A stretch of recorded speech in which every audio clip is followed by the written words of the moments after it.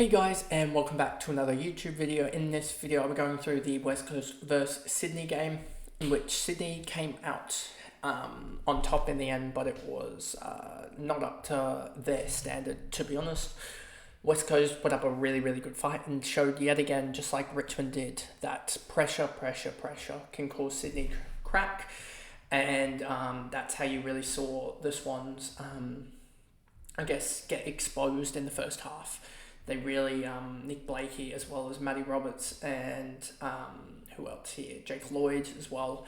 All of the sort of half-backers really didn't help themselves. I think Errol had a pretty bad first half as well, kicking efficiency-wise, just turning it over in key spots. And that's the reason why West Coast were in this game. Mostly through their midfield. I thought their midfield almost got on top around the contest, and then it was only outside of the stoppages that Sydney's midfield in Heaney, Gordon, and Warner were able to, get on top there. So it was a pretty even battle. But anyway, before we get into the video, remember to like and subscribe, turn the notification bell on so you know when I upload, and let's get into the video. So Liam Duggan, 125, second top scorer for the game behind the likes of Errol Goulden. 46 in the first, he was on fire. As you see here, 1, 2, 3, 4, 5 marks in the first, 6, 7 marks, 8, 9, 10, 11 overall. I believe, 12 here. It looks like 12 marks. So yeah, he just had a really good game, got a lot of +6s. That was really good for the point scoring. You can see here, even this trend here in the first quarter, a couple of kick-to-kicks here. And then again, I think it happened again late as well. So yeah, he just seemed to be the outlet for them. I don't think he used the ball particularly well. I think he was up there in the turnovers and clangers from what I saw. But again, fancy isn't based on that. That's more of the Supercoach side. So 125 from Duggan. You don't really care fancy-wise whether he butchers the ball or not. Elliot Yeo, I thought was really good out of the centre. I believe he ended up with like a 130 in Supercoach. Let me just double check that. So for those people following along with both sides of it, I think Elliot Yeo was one of the best scorers from the game aside from Isaac Heaney. Yep, a 130 in Supercoach, and Duggan was a 125 for those wondering. But yeah, Elliot Yeo was on fire in the first half. I think he had 5 tackles in the first quarter. I think he ended up, let me just check here, with 8 tackles overall. 8 tackles, 1 mark, 28 touches, and a behind as well to go to get to that 108. McGovern, 96. I think you're starting to see that there is a potential for him to be a little bit lower. I think he's up there with Jordan Clark, and a lot of these guys are not what I would classify as game changers or game breakers, but they're decent picks. But with this early bye, I reckon you need them to go on for another 3 or 4 weeks, as a lot of us have almost trades locked in or scenarios locked in for the next 3 or 4 weeks. And so McGovern, Clark, and all these guys that are sort of going 97, 98, you either want them to step up to be a top 6 guy, or you want them to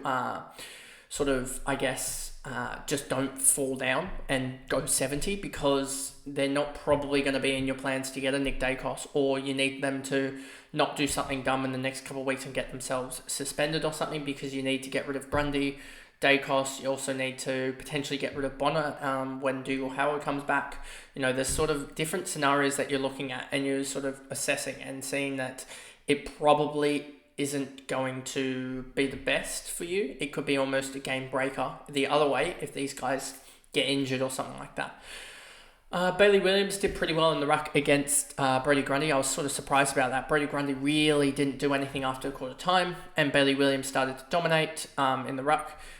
Tim Kelly, Waterman, Hunt, Reed was pretty good. I thought he wasn't fancy relevant, and I sort of got it stuck to me, given that he just pulled out this performance.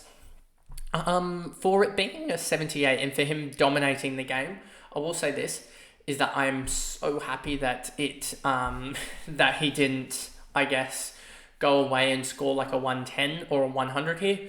Yes, it shows that he can have a massive impact on the game, but I'd like to see him. Who do they play next week? Let me just check. Who do West Coast play? I don't have a West Coast player in my squad, I don't think. So let's just go to Reed here. Who do they play next week? They play the likes of Richmond next week. That'll be interesting for the midfield battle with Harley Reid. He did have, I think, 3 free kicks against, 2-4 or something along those lines. He gave away a lot of free kicks.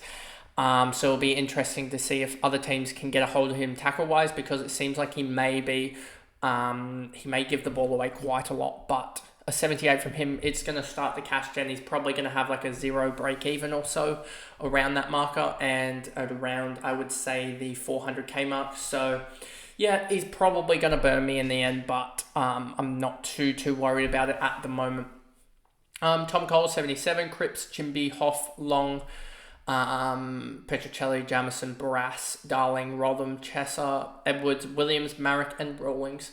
Then we move over to the Swan side. Errol Gordon was really, really good, but the sad part for him is that he's resurrected his break even, so he's not really, as you see here, 927k. I don't think he's going to go below that anymore, as that break even is probably going to dip down to about 110 now post buy.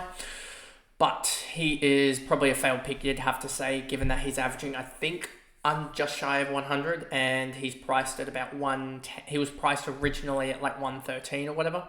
Priced at just over $1 million, so he's almost lost 100k. Isaac Heaney, on the other hand, absolute smash pick, and so yeah, 35 in the first, 31 in the third, and a 29 last quarter really helped him. Got him his goals. He got 2 goals in the end to get to a 108. It wasn't the captaincy performance that I thought would happen, but then again, it was still a good enough performance from Heaney. And as a forward, he is the number 1 forward out and away, streets ahead of pretty much everyone else. Chad Warner, 106, he has been pretty good as well. Just had a massive second quarter. It would have been nice to have seen him go catch fire in the third, but then again, and then in the fourth, he went and scored a 27, so shows that he can score pretty well. I just don't know what's going to happen with the Swans midfield now, other than I think Heaney has to stay in there just for the sake of the Swans midfield. I think he has to stay in there when Adams goes full-time. Obviously, we saw Adams for pretty much the whole game, but you saw him on very, very limited minutes. But also you have Parker returning. I would expect Parker to return round 6 or round 7. And then you even have Callum Mills, who we expect is still another 2 months away or so, give or take. So I expect Callum Mills to return around round 10 or 11. But obviously they have a bye in 12, so he could return round 13. Then we move Brodie Grundy. This one sucks. A lot of people are going to give me a lot of stick for, and probably rightfully so, about the Zeri pick. I thought that Grundy would do a lot better against this West Coast matchup and probably put out a 110, 115, but he didn't. So the only saving grace for me is that a lot of people started with Grundy because of that big score and that big price hike. But now he seems to have settled around that 92, 93 range. Which is roughly where I think he will probably, that's where I predicted him to go, I think, or it could have been 96, 97, so I might be a little bit short on that, but I think that those people who went Grundy to Sherry and now Sherry up are going to probably have a little bit of trouble because they're going to have to waste another trade, whereas I'm probably going to be able to maximize my points by getting a Rowan Marshall this weekend, hopefully. Hayward, Blakey, Florent, McInerney, again, a pretty good performance by him. He's really shown that he's taken that wing pretty well, and it shows that I think he's well ahead of James Jordan now. Taylor Adams was really, really good. He went off for like the last 10 minutes or whatever, 15 minutes. He's being worked back into the game. I think he can be sort of an 80s guy, but I don't think that's going to be his top 6 forward. So I would be leaning against him even when he comes back post-bye. McDonald, 78. Roberts, 69. This was the biggest save you will see with a goal and 3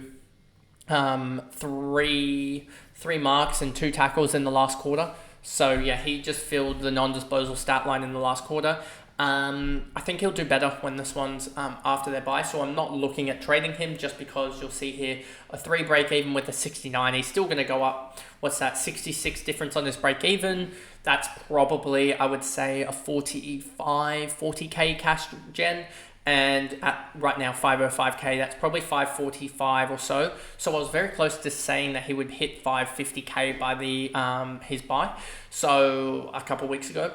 So yeah, he's going to be around that marker there.